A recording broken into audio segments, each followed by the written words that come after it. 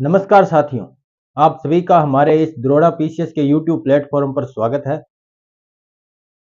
जैसा कि आपने पिछली वीडियो देखी, हम राजस्थान भूगोल के बारे में चर्चा कर रहे थे। हम अपनी चर्चा को राजस्थान के भौतिक वर्गीकरण पर देख रहे थे। हमने देखा था कि राजस्थान के इस भौतिक प्रदेश को किस प्रकार से इनकी विशेषताओं के आधार पर, ऊंचावच के आधार पर वर्गीकृत किया जा सकता है। तो हमने इस राजस्थान के इस भूभाग को 4 भौतिक प्रदेशों में बांटा था।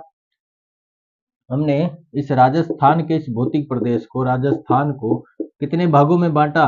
4 भागों में बांटा।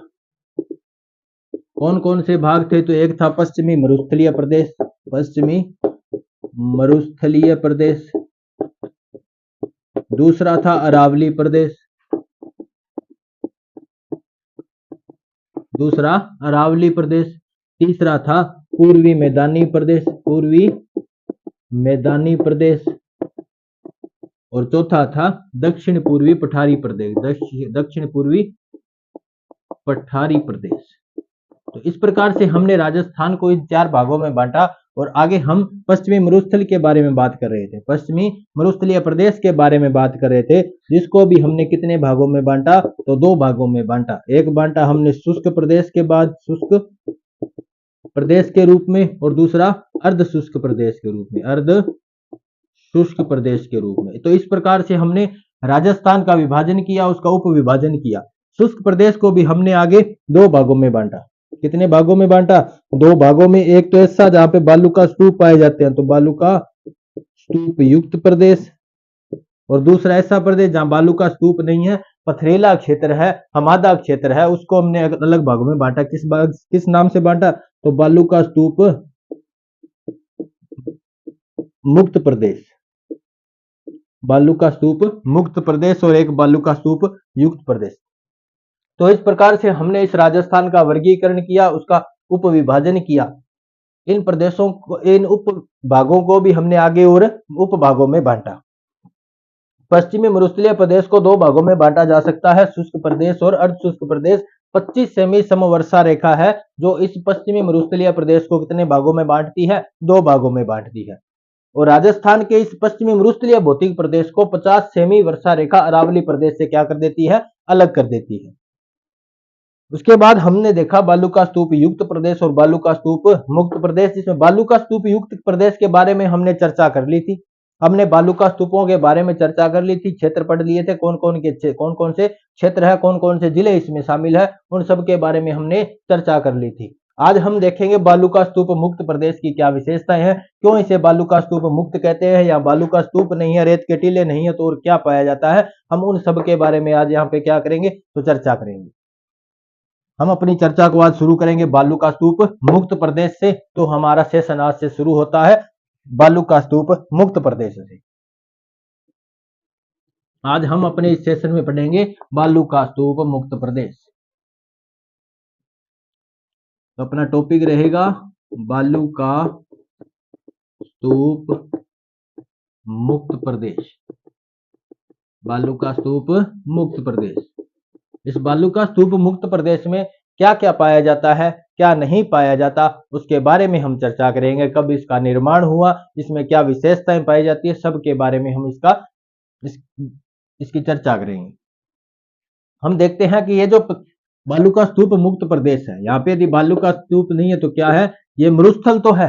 मरुस्थल का मतलब रेत ही नहीं होता, मरुस्थल का मतलब रेत के बड़े बड़े टीले ही नहीं होता। मरुस्थल एक ऐसी दशा होती है जहां जलवायु शुष्क पाई जाती हो, वर्षा की मात्रा नगण्य पाई जाती है। जहां मरुस्थल ऐसा क्षेत्र होता है जहां जलवायु तो नगण्य हो। देखो मरुस्थल होता क्या है, हमारे दिमाग में, हमारे जहन में मरुस्थल के बारे में जो इमेज छपती है वो पूर्णतया सही नहीं है। हमारे दिमाग में मरुस्थल का मतलब यही आता है, रेत के बड़े बड़े टीले, रेत के बड़े बड़े टीले, तापमान जहां का हाई रहेगा वो ही हमारे लिए क्या होगा? मरुस्थल होगा। लेकिन ये धारणा सही नहीं है। मरुस्थल में और अलग परिभाषा है, मरुस्थल और अलग चीज है। हम जिसकी बात करते हैं वो रेगिस्तान है। वो क्या है? रेगिस्तान है। हम बात करेंगे मरुस्थल की। तो मरुस्थल एक ऐसी दशा होती है जहां पे क्या हो? जलवायु शुष्क हो, जलवायु शुष्क हो। जलवायु शुष्क क्यों होगी? क्योंकि वहां वर्षा की पर्याप्तता नहीं होगी। वर्षा का क्या होगा? अभाव होगा। वर्षा का अभाव है तो जलवायु कैसी होगी? शुष्क होगी। तो वनस्पति कैसी होगी? वनस्पति नगण्य होगी। नगण्य मतलब वनस्पति का भी क्या पाया जाएगा? अभाव पाया जाएगा। अब जहां पे वर्षा नहीं है, वनस्पति नहीं है, जलवायु शुष्क है, तो वहां का तापमान या तो पूरा फुल ज्यादा होगा या बिल्कुल भी कम होगा। वर्षा का मतलब भी अलग होता है। वर्षा में ये नहीं होता कि वर्षा में सिर्फ और सिर्फ क्या बरसे? पानी बरसे। हमारा मतलब ये होता है बादलों से जो जल बरसता है हम उसे वर्षा कहते हैं। वर्षा में केवल जल ही नहीं, वर्षा के साथ और क्या क्या बह सकता है वो देखो। वर्षा के साथ एक तो जल और दूसरा हिम। इस हिम की भी वर्षा होती है, इस जल की भी वर्षा होती है। इसके साथ साथ कई बार हम देखते हैं अम्ल वर्षा भी होती है। अम्ल वर्षा भी होती है। तो इस प्रकार से वर्षा होती है। जरूरी नहीं कि वर्षा का मतलब ही क्या हो, बारिश का मतलब सिर्फ और सिर्फ पानी टपकना हो। बादलों से जो पानी टपकता है, बादलों से जो पानी गिरता है वही वर्षा नहीं होता। वर्षा में क्या होता है? जल भी होता है। वर्षा में क्या हो सकता है? हिम भी हो सकता है, बर्फ भी हो सकती है। वर्षा के साथ यदि अम्ल मिल जाएंगे तो वो क्या बन जाएगा? अम्लीय वर्षा बन जाएगी। तो वर्षा इन तीन तरह से हो सकती है। किसी भी प्रकार से वर्षा हो सकती है। वो अम्ल वर्षा हो सकती है, वो हिम वर्षा हो सकती है, वो कैसी वर्षा हो सकती है? जल की वर्षा हो सकती है। मरुस्थल में क्या होगा? जलवायु तो शुष्क होगी। वर्षा का क्या होगा? अभाव होगा। वनस्पति देखो, वर्षा की कमी है तो वनस्पति वैसे ही नहीं होगी। यदि वनस्पति नहीं होगी तो वनस्पति के द्वारा, पेड़ पौधों के द्वारा जो गुप्त उष्मा पैदा की जाती है उसकी भी क्या होगी? कमी होगी। तो या तो यहाँ का तापमान बिल्कुल कम होगा या तापमान बहुत ज्यादा होगा। वनस्पतियों द्वारा, जो पेड़ पौधों द्वारा जो रात को जो गुप्त उष्मा जो पैदा की जाती है, उस गुप्त उष्मा के कारण यहाँ का जो तापमान है वो मेंटेन रहता है। ना तो ज्यादा गर्मी पड़ती है, ना ज्यादा सर्दी पड़ती है। इसीलिए हम देखते हैं कि यदि हम इस चीज को देखें कि जैसे आपने बात की थी ग्लोब के बारे में, ग्लोब में जब हमने देखा जो सूर्य की जो तीखी जो किरणें हैं वो कहां पड़ती है सबसे ज्यादा? तो सबसे ज्यादा पड़ती है भूमध्य रेखा पर। भूमध्य रेखा पर पड़ती है तो वहां का तापमान कैसा होना चाहिए? बहुत ज्यादा होना चाहिए। लेकिन ऐसा नहीं होता। क्यों नहीं होता? क्योंकि वहां पे क्या पाई जाती है? वनस्पति पाई जाती है। वनस्पति पाई जाती है जो उस जगह के तापमान को क्या कर देती है? मेंटेन कर देती है। क्योंकि वनस्पतियों द्वारा जो गुप्त उष्मा तैयार की जाती है, गुप्त उष्मा जो पैदा की जाती है वो क्या करती है? टेम्परेचर को क्या मेंटेन रखती है। इसीलिए आपने देखा होगा बहुत ज्यादा सर्दी पड़ रही हो, आप किसी बड़े पेड़ के नीचे चले जाओ, आपको इतनी सर्दी महसूस नहीं होगी। फुल बहुत ज्यादा गर्मी पड़ रही है, बहुत ज्यादा तापमान है, धूप बहुत तेज है, आप किसी भी पेड़ के नीचे चले जाओ, आपको थोड़ी सी ठंडक महसूस होगी, आपको अच्छा लगेगा। तो वो क्या होती है? वही तो गुप्त उष्मा होती है। अब उसके बाद देखो, तापमान यहाँ का या तो क्या होगा? बहुत ज्यादा होगा, या तापमान बहुत कम होगा। या तो 50 डिग्री से भी ऊपर चला जाएगा या 0 डिग्री से भी नीचे चला जाएगा। इस प्रकार से यहाँ का तापमान रहेगा। अब ऐसी दशा होगी, या तो तापमान 50 डिग्री से ऊपर होगा या तापमान 0 डिग्री से नीचे होगा, तो मनुष्य तो वहां पे रह नहीं पाएगा। तो मानव के लिए, मानव के निवास की जो उपयुक्त जो दशाएं होती है वो यहाँ पे नहीं पाई जाती। मानव के लिए उपयुक्त दशाओं का भी यहाँ पे क्या होता है? अभाव होता है। तो मानव या किसी भी जीव जंतु के रहने के लिए, तो अपने देख लेते हैं जीवों के रहने के लिए, जीवों व मानव के उपयुक्त उपयुक्त वातावरण का अभाव, वातावरण का अभाव। जिस जगह में ये सभी चीजें लागू होती है वो क्या होता है? मरुस्थल होता है। वो क्या होता है? मरुस्थल होता है। तापमान ज्यादा होगा तो गर्म मरुस्थल होगा, तापमान 0 डिग्री से कम होगा तो क्या होगा? ठंडा मरुस्थल होगा। आपने नाम सुना होगा लद्दाख का मरुस्थल, गोभी का मरुस्थल। तो ये ठंडे मरुस्थल है। लद्दाख का गोभी का मरुस्थल कैसे है? ठंडे मरुस्थल है। आपने नाम सुना होगा साइबेरिया में, तो साइबेरिया में भी क्या है? ठंडा मरुस्थल है। तो इस प्रकार का ये जो सिस्टम है, देखो ये जो मरुस्थल की दशाएं क्या होती है? जलवायु शुष्क होगी, वर्षा का अभाव होगा, वनस्पति का अभाव होगा, तापमान या तो 50 डिग्री से भी ऊपर चला जाएगा या 0 डिग्री से भी कम हो जाएगा। तो ये सब क्या होता है? मरुस्थलीय दशाएं होती है।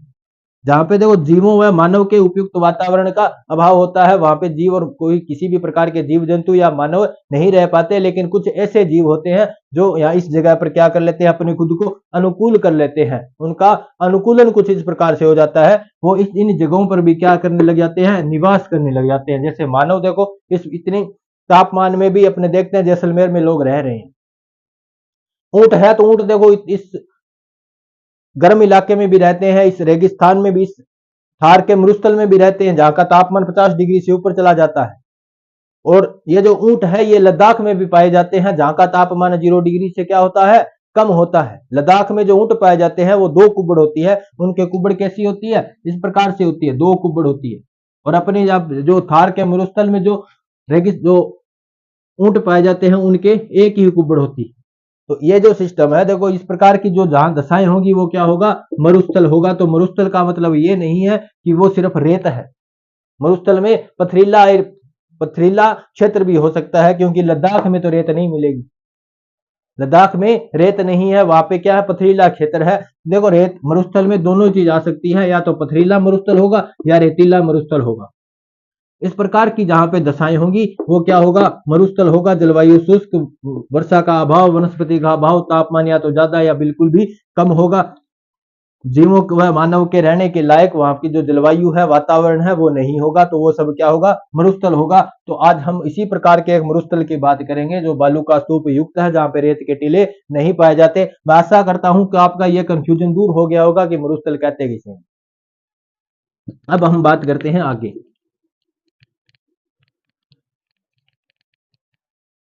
हम बात करेंगे बालू का स्तूप मुक्त प्रदेश में। तो बालू का स्तूप मुक्त प्रदेश में पाया क्या जाता है, यदि वहां पे रेत के टीले नहीं है तो वहां पे पथरीला मरुस्थल है। कैसा मरुस्थल है, पथरीला मरुस्थल है। पथरीला मरुस्थल, पथरीला मरुस्थल है। पथरीला मरुस्थल है, छोटी छोटी पहाड़ियां भी वहां पे पाई जाएगी। तो इसके जो चट्टान भी पाई जाएंगी तो इसको क्या कह सकते हैं, चट्टानी मरुस्थल है। चट्टानी मरुस्थल है। चट्टान क्या होती है, किस प्रकार बनती है, इनके बनने का कारण क्या होता है, कब बनती है, क्या प्रोसेस होता है इनके बनने का, तो वो सब हम कभी देखेंगे फिजिकल जियोग्राफी के सेशन में। भौतिक भूगोल के सेशन में हम देखेंगे चट्टान किसे कहते हैं, चट्टान कैसे बनती है, इनके बनने में क्या प्रोसेस होती है, कभी उसके बारे में चर्चा करेंगे। अभी इसकी जरूरत नहीं है। बालू का स्तूप मुक्त प्रदेश कौन सा होता है, जहां पे पथरीला मरुस्थल होगा और क्या होगा, चट्टानी मरुस्थल होगा। अब पूछा जाए कि राजस्थान में यह क्षेत्र पाया कहां जाता है, राजस्थान में यह क्षेत्र पाया कहां जाता है, तो आपको बता दूं पोखरण, फलोदी व बालोतरा के बीच का ऐसा क्षेत्र है। ये पोखरण जैसलमेर, फलोदी जोधपुर, जो अब वर्तमान में क्या बन चुका है, नया जिला बन चुका है। और एक जगह बालोतरा, जो पहले कहां था, बाड़मेर में था, वर्तमान में क्या है, एक नया जिला बन चुका है। इन तीनों क्षेत्रों के बीच का कुछ ऐसा क्षेत्र है जहां पर क्या नहीं पाया जाता, रेत के टीले नहीं पाए जाते, बालू का स्तूप नहीं पाए जाते। यहां क्षेत्र कैसा है, पथरीला क्षेत्र है। कैसा क्षेत्र है, पथरीला क्षेत्र है। आपने नाम सुना होगा जो जोधपुर का जो दुर्ग बना हुआ है, मेहरानगढ़ दुर्ग जो बना हुआ है, मारवाड़ का जो दुर्ग बना हुआ है मेहरानगढ़ दुर्ग, वो कौन सी पहाड़ी पर है, तो चिड़िया टूक की पहाड़ी पर है। कौन सी पहाड़ी पर है, चिड़िया टूक की पहाड़ी पर है। इसीलिए देखो इसका मतलब ये हुआ कि वहां पे क्या है, पहाड़ भी पाए जाते हैं। आपने सुना होगा जो जोधपुर है वहां पे एक झील पाई जाती है, कायलाना झील, जो मीठे पानी की झील है। तो मीठे पानी की झील है, मतलब वो पानी कैसा होगा, बरसात का पानी होगा। बरसात का पानी यदि इकट्ठा हो रहा है और जमीन के अंदर जो सोख नहीं रहा, लीचिंग नहीं हो रही, तो उस अंतस्पंदन नहीं हो रहा, तो उसका मतलब क्या हुआ कि वहां पे कैसा क्षेत्र है, नीचे थोड़ा सा चट्टानी क्षेत्र है, जिसकी वजह से वो जो जल है वो लीचिंग नहीं हो रहा, अंतस्पंदन नहीं हो रहा उसका, तो वो जो जल है वहीं पे इकट्ठा हो रहा है। तो वहां पे क्या पाया जाएगा, चट्टानी क्षेत्र पाया जाएगा। तो इसका मतलब हुआ कि जो पोखरण, फलोदी और बालोतरा के बीच का जो कुछ पथरीला जो क्षेत्र है वो कैसा है, ये जो बालू का स्तूप मुक्त प्रदेश है, हम उसे चट्टानी या पथरीला मरुस्थल कह सकते हैं। इस प्रदेश का एक और नाम भी लेते हैं, इसे कहते हैं हमादा। क्या कहते हैं, हमादा कहते हैं। हमादा का मतलब है पथरीला मरुस्थल। कौन सा मरुस्थल, पथरीला मरुस्थल, जिसे क्या नाम से जान सकते हैं, हमादा के नाम से भी जान सकते हैं। तो ये थोड़ी सी यहाँ की क्षेत्र के बारे में था। इसका विस्तार कहाँ पाया जाता है? तो पोखरण, फलोदी और बालोतरा के बीच का कुछ क्षेत्र है जो कैसा है? हमादा क्षेत्र है, पथरीला मरुस्थल है, बालू का स्तूप मुक्त प्रदेश है। अब इसके बारे में देखेंगे यहाँ पे और क्या पाया जाएगा और क्या नहीं पाया जाएगा। यदि यहाँ पे पथरीला मरुस्थल है तो रेत नहीं पाई जाएगी, तो क्या लिखेंगे? रेत का अभाव, रेत नहीं पाई जाती, नहीं पाई जाती। यहाँ पे रेत नहीं पाई जाती, चट्टान पाई जाती है, रेत के टीलों से रहित क्षेत्र है। अब बात करते हैं ये जो चट्टान है किस प्रकार की चट्टानें हैं। देखो चट्टानें 3 प्रकार की होती है, आपने यदि पढ़ा हो तो चट्टानें कितनी प्रकार की होती है? चट्टानें 3 प्रकार की होती है। एक होती है आग्नेय चट्टान, आग्नेय चट्टान, एक होती है एक अवसादी चट्टान, और एक होती है रूपांतरित चट्टान, रूपांतरित चट्टान। तो इस प्रकार से ये 3 प्रकार की चट्टानें होती है। तो 3 चट्टानों में सबसे पहली जो चट्टान होती है, जो चट्टानों का निर्माण होता है ज्वालामुखी से, ज्वालामुखी से जो मैग्मा बाहर आता है, बाहर आके लावा बन जाता है, उस लावे के धीरे धीरे जम जाने से किसका निर्माण होता है? चट्टानों का निर्माण होता है। लावा गर्म होता है, गर्म आग होती है, और इसीलिए इसका नाम क्या पड़ता है? आग्नेय चट्टान। लावे से जो चट्टान बनती है वो कैसी चट्टान होती है? आग्नेय चट्टान होती है। आग्नेय चट्टान जब धीरे धीरे इसमें क्या होता है, जल और बारिश से जब ये कट थोड़ी सी टूट फूट जाती है या हवाओं के द्वारा थोड़ी सी घस जाती है, तो इसमें क्या हो जाता है, छोटे छोटे वनस्पति इसमें पैदा होने स्टार्ट हो जाती है। शैवाल जीव जैसे है वो इसके अंदर पैदा होने लगते हैं, जो इसको क्या करते हैं, थोड़ा सा और ढीला कर देते हैं। बारिश और हवा की वजह से इसका अपर्दन होना स्टार्ट हो जाता है, और धीरे धीरे ये सभी जाकर के नीचे दूसरी जगह जमने स्टार्ट हो जाते हैं। इनके अवसाद जमने स्टार्ट हो जाते हैं, उन्हें क्या कहते हैं? अवसादी चट्टान कहते हैं। और देखो आग्नेय चट्टान में किसी भी प्रकार का जीवाश्म नहीं पाया जाएगा, आग्नेय चट्टान में किसी प्रकार का जीवाश्म नहीं पाया जाता। अवसादी चट्टानों में क्या पाया जाता है? जीवाश्म पाया जाता है, क्योंकि जो आग्नेय चट्टान में जो दरार पैदा हुई थी, दरार के अंदर जो जीव पनपने लगे, उन जीवों का क्या बन गया? अवसाद बन गया, उनका जीवाश्म बन गया, और वो इस चट्टानों में दबकर क्या बन गए? अवसादी बन गए। उनके जीवाश्म इस अवसादी चट्टानों में क्या हो गए? जमा हो गए। इसीलिए अवसादी चट्टानों में क्या पाए जाते हैं? जीवाश्म पाए जाते हैं। उसके बाद अवसादी चट्टानें धीरे धीरे दबती जाएंगी, तो ऊपर के जो वजन के कारण, भार के कारण क्या हो जाएगा? दाब के कारण और ताप के कारण वो थोड़ी सी टूटने लगेगी, उनका रूप परिवर्तन हो जाएगा। जैसे आपने सुना होगा, कोयले को यदि अधिक ताप और दाब पर रखा जाए तो हीरा बनता है, कोयले को अधिक ताप और दाब पर रखा जाए तो हीरा बनता है। उसी प्रकार यदि आप इतना ज्यादा प्रेशर झेल पाओगे, ताप और दाब जैसा प्रेशर झेल पाओगे, खुद पर इतनी मेहनत करोगे, तो आप भी कैसे चमकने लगोगे? एक हीरे की भांति चमकने लगोगे। तो जितनी ज्यादा हो सके मेहनत करो, खुद पर मेहनत करो, खुद की क्वालिटी को जनरेट करो, क्योंकि खुद की क्वालिटी खुद जनरेट कर सकते हैं, कोई और आपकी क्वालिटी को जनरेट नहीं कर पाएगा। तो देखो कोयले को रूपांतरित, कोयला खुद कोयले से हीरा बनता है, तो कोयला खुद अपने आप को हीरा बनाता है, ताप और दाब सहता है, उसके बाद क्या बनता है? हीरा बनता है। आपको भी इस प्रकार के ही ताप और दाब सहने पड़ेंगे, प्रेशर सहने पड़ेंगे, खुद पर क्या करना पड़ेगा? कंट्रोल करना पड़ेगा, खुद पर मेहनत करनी पड़ेगी। इसी तब आप क्या किस प्रकार से चमकोगे? हीरे की भांति चमकोगे। तो रूपांतरित चट्टानें कैसे बनती हैं? अवसादी चट्टानों के टूटने से, ताप और दाब की वजह से टूट जाने से उनका रूप परिवर्तित हो जाता है, उसे क्या कहते हैं? रूपांतरित चट्टान कहते हैं, उसे रूपांतरित चट्टान कहते हैं। जैसे आपने नाम सुना होगा, चूने से कौन सी चट्टान बनती है? संगमरमर बनता है। क्या बनता है? संगमरमर बनता है। संगमरमर भी किसका उदाहरण है? रूपांतरित चट्टानों का उदाहरण है। अब देखो चूना ज्यादा महंगा होता है कि संगमरमर महंगा होता है? संगमरमर ज्यादा महंगा होता है, क्योंकि इस चूने ने क्या किया? ताप और दाब को सहा, ताप और दाब को सहा, और खुद क्या बन गया? एक संगमरमर बन गया, मार्बल बन गया। आज ताजमहल में उसकी शोभा बढ़ रही है, ताजमहल की शोभा बढ़ा रहा है ये मार्बल, ये संगमरमर आज किसकी शोभा बढ़ा रहा है? ताजमहल की। तो आप भी देश की शोभा बढ़ा सकते हो, ये ज्यादा मेहनत करोगे। मेहनत तो करनी पड़ेगी, मेहनत करनी पड़ेगी, ताप और दाब जैसे प्रेशर आपको सहन करने पड़ेंगे, तभी आप क्या बन पाओगे? एक हीरा बन पाओगे, एक संगमरमर बन पाओगे। तो रूपांतरित चट्टानें इस ताप और दाब के, ज्यादा ताप और दाब पड़ेगा तो वो पिघलने लगेंगी। क्या करने लगेंगी? पिघलने लगेंगी। तो पिघल कर वापस क्या बन जाएगी? मैग्मा बन जाएगी, मैग्मा बन जाएगी। और ये मैग्मा वापस क्या बन जाएगा? लावा, और लावे से क्या बनेगी? आग्नेय चट्टान। तो इसे ही कहते हैं रॉक सर्किल चट्टान चक्र। चट्टान चक्र इसे ही कहते हैं, शैल चक्र इसे ही कहते हैं। तो ये सब हमने बातें की चट्टानों के बारे में। तो ये बातें इसलिए बताई क्योंकि मैं आपको ये कहूंगा कि ये जो चट्टानें जो बनी हैं ये अवसादी चट्टानें हैं। कैसी चट्टानें हैं? अवसादी चट्टानें हैं। तो हम बात करते हैं आगे।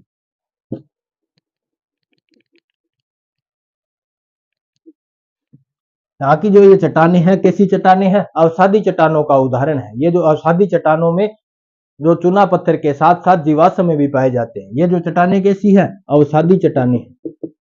यहाँ पर ये जो चट्टानें पाई जाती है कैसी चट्टानें हैं? अवसादी चट्टानें हैं। इन अवसादी चट्टानों में चूना पाया जाता है। चूने के साथ साथ क्या पाए जाते हैं? जीवाश्म भी पाए जाते हैं। अभी मैंने आपको बताया कि अवसादी चट्टानों में ही क्या पाए जाते हैं? जीवाश्म पाए जाते हैं। अब बात करें ये जीवाश्म पाए जाते हैं तो क्या ये पाए अपने को मिले हैं कभी?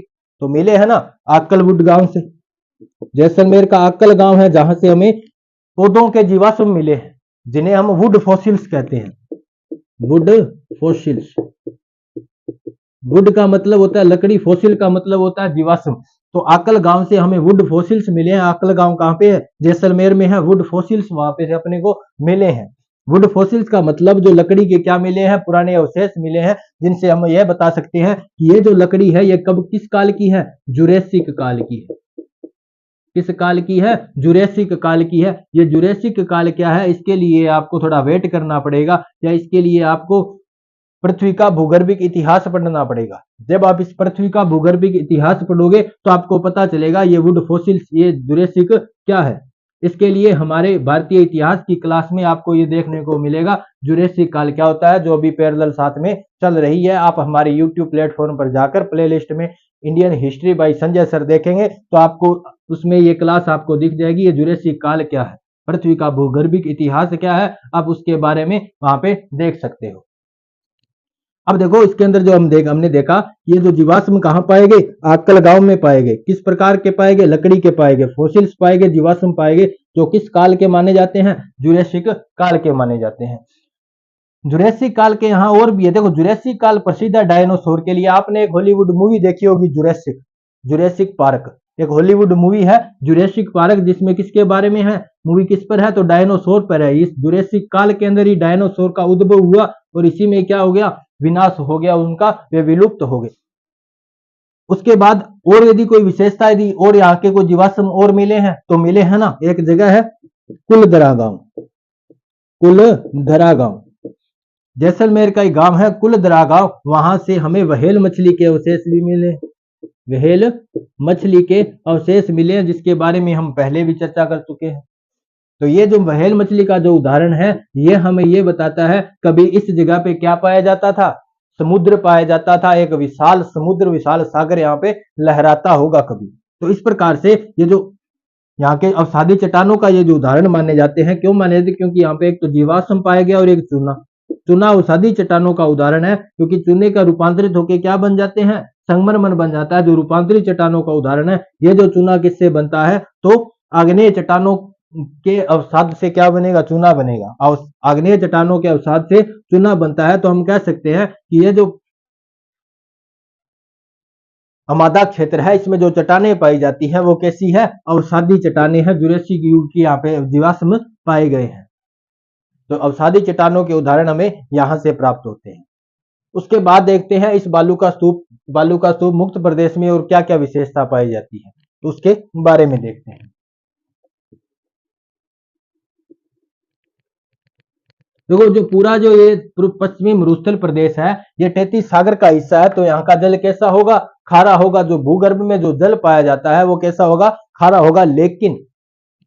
लेकिन का मतलब ये हुआ कि इसमें कुछ और विशेषताएं भी हैं, कुछ इसके अलावा कुछ है, इसका कुछ अपवाद हो सकता है। तो इसका मतलब ये है कि यहाँ पे एक भूगर्भिक मीठे जल की पट्टी भी पाई जाती है। भूगर्भिक मीठे जल की पट्टी भी पाई जाती है। पट्टी भी पाई जाती है जिसे लाठी सीरीज के नाम से जानते हैं। किस नाम से जानते हैं? लाठी सीरीज। लाठी सीरीज नाम से जानते हैं। पोखरण से लेकर के मोहनगढ़ तक जैसलमेर का गांव है पोखरण। पोखरण के बारे में तो सुना होगा।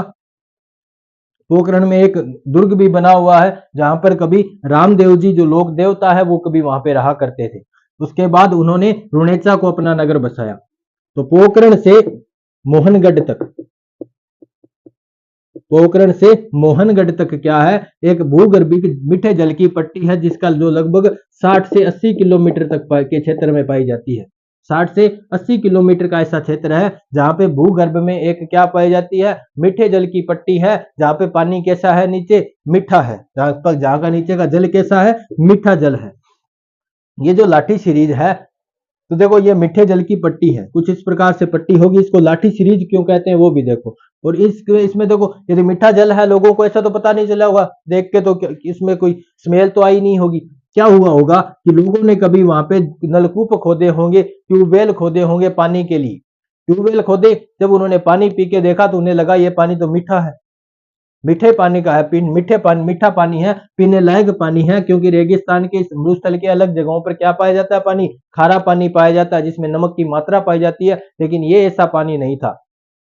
तो जब इस पानी को पिया गया तो देखो ये मीठा लगा, तो उन्होंने इस जगह पर और नलकूप खोदे, तो कुछ इस प्रकार की स्थिति बन चुकी होगी। जैसे ये वो लाठी, ये वो भूगर्भिक मीठे जल की क्या है, पट्टी है।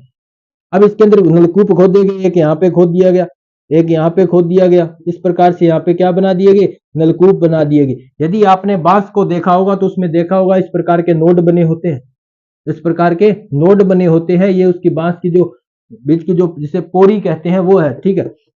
तो इस प्रकार के ये जो बांस के जो नोड है, बिल्कुल उसी प्रकार ये दिखाई देता है, तो इसीलिए इसको क्या कहा, लाठी कहा। क्या कहा, लाठी कहा। इसीलिए इसको लाठी सीरीज भी बोलते हैं। सीरीज इसके लिए क्योंकि ये बहुत लंबी श्रृंखला है।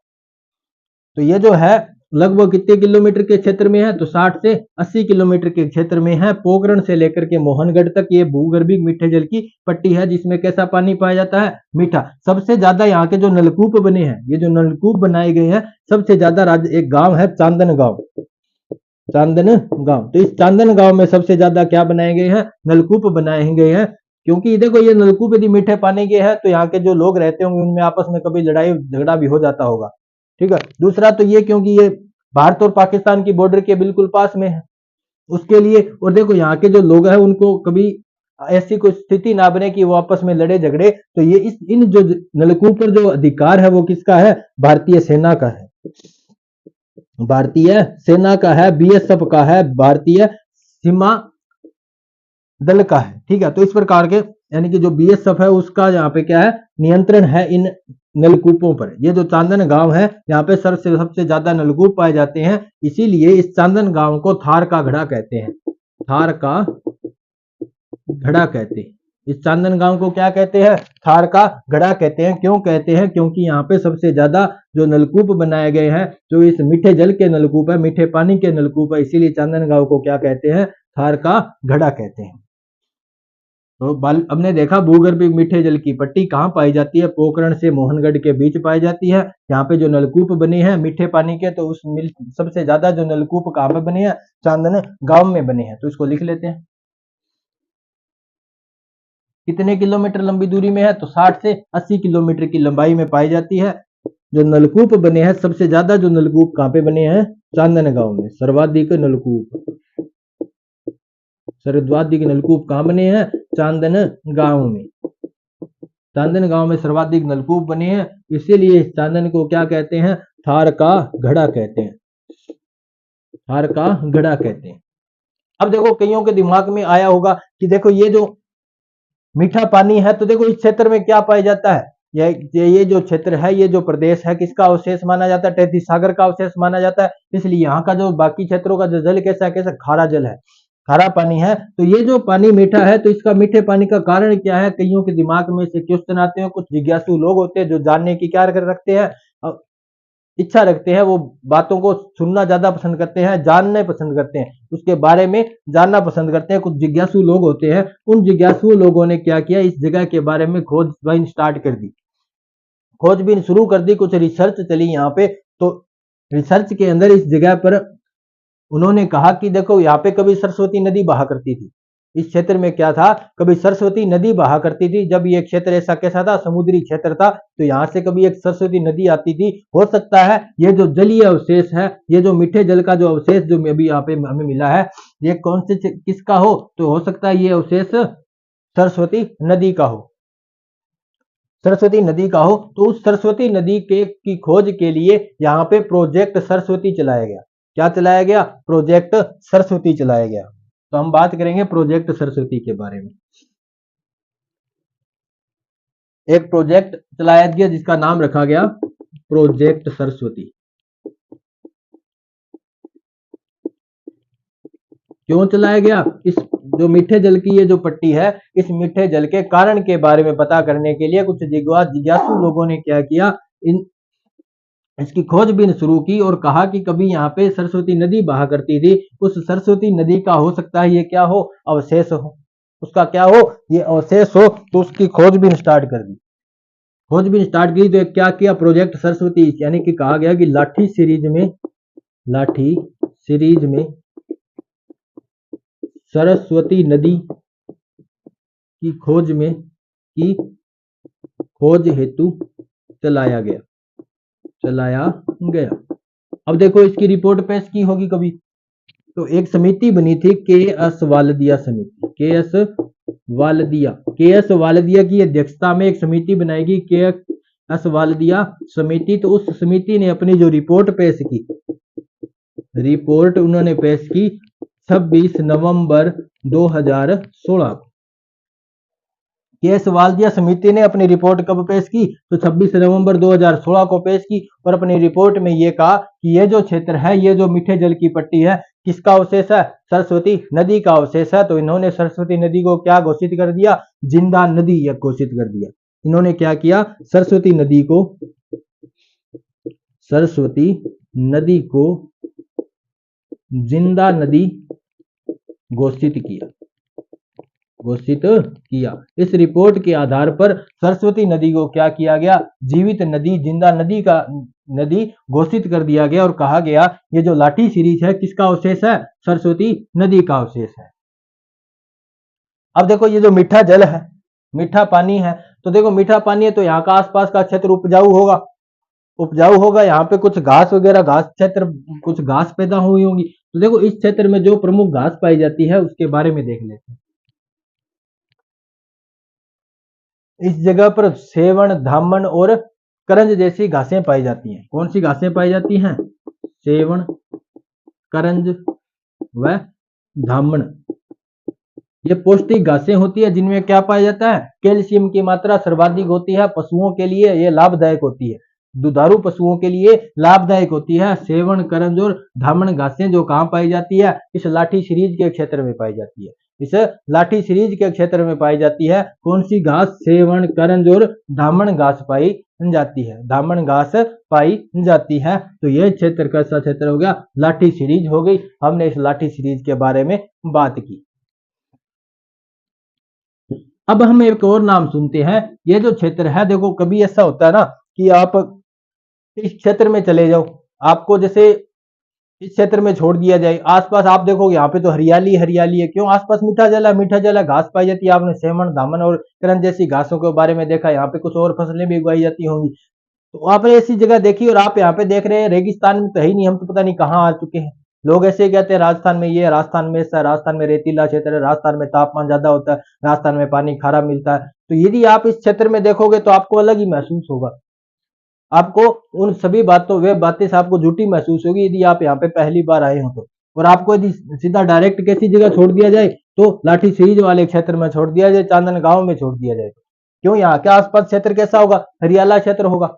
अब जैसे ही आप वहां से बाहर जाओगे तो आपको वो सच्चाई महसूस होगी जो लोगों द्वारा आपने कभी सुनी हो। तो आप कहोगे जी मुझे तो ये तो यहाँ पे किस जगह छोड़ दिया, ये तो एक नकली स्थान है। ये कैसा है? नकली स्थान है, झूठा क्षेत्र बताया मेरे को। थोड़ी दूर में तो यहाँ पे क्या पाया जाता है? हरियाला क्षेत्र है, मीठा पानी है। और थोड़ी दूर आगे चलते ही यहाँ पे क्या है?